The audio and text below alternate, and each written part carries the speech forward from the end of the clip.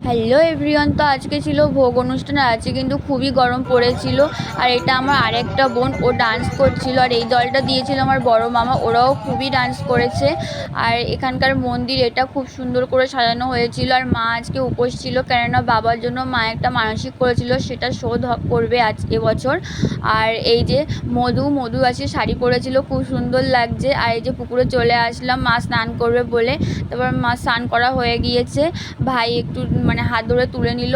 মায়ের গণ্ডি কাটাও স্টার্ট হয়ে গিয়েছে, 7 পাক মা গণ্ডি কাটবে। তারপর এই যে ধুনো পোড়ানো হবে, তার জন্য মামি আর বাবা একটু মাকে হেল্প করে দিচ্ছিল। তারপর এই যে দেখো বাবা ধুনো পোড়াচ্ছে, অনেকেই মানসিক শোধ করছিল।